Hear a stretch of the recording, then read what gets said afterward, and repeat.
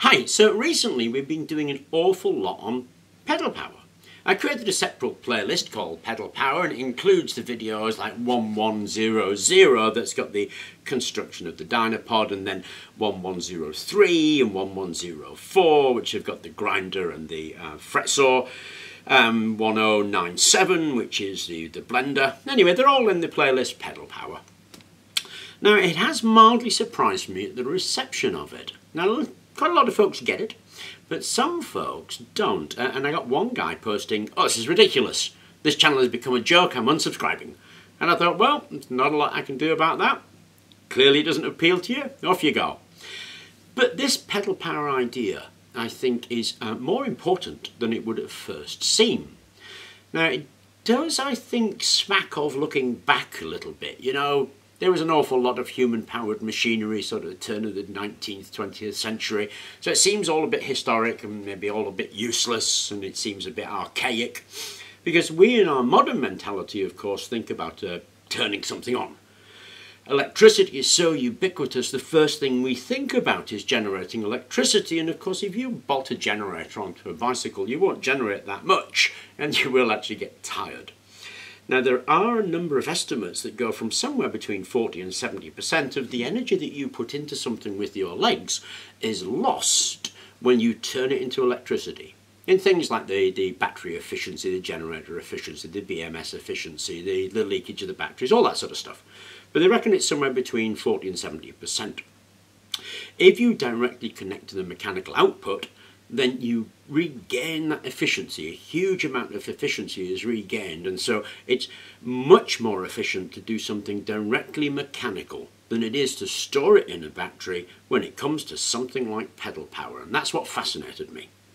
Now, a lot of machines are made dedicated to something, and I was thinking about emergency preparedness and a multifunctional machine that could do an awful lot of things should we find ourselves in a situation where there is no fuel, so you can't run your generator, and there is no supply of electricity through the grid. And of course, we know of situations like that that have happened in only the previous few months and last couple of years where that has actually happened.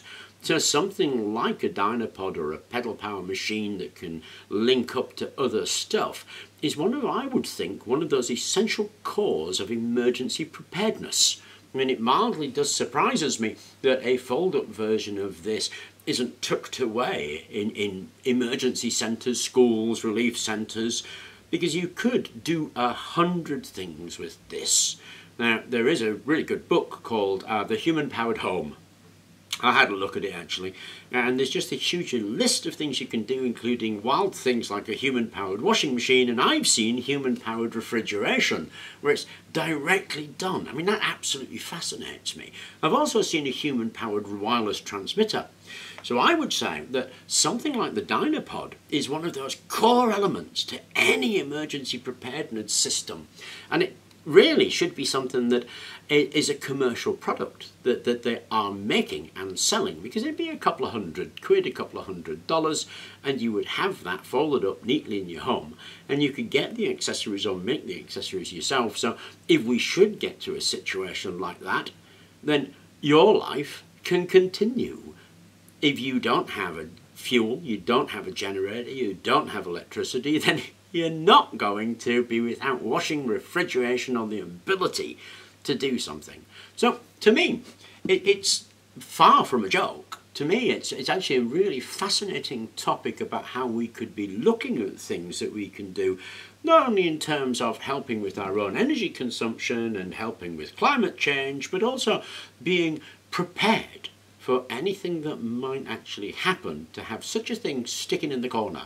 I mean, I come across a lot of exercise bikes. These are things that people buy thinking they're going to do something in the new year. They ride it for a couple of months, like the Peloton, for instance. Do you know they're thousands of pounds? And they sit there and they don't do anything, and eventually people get sick of hanging the washing on and throw them out. Well, instead of having an exercise bike, why not have a Dynapod? In which case, if you do need something emergency, well, it's right there. Anyway, I thought I'd share those ideas with you. I hope you enjoyed the video, and thank you very much for watching.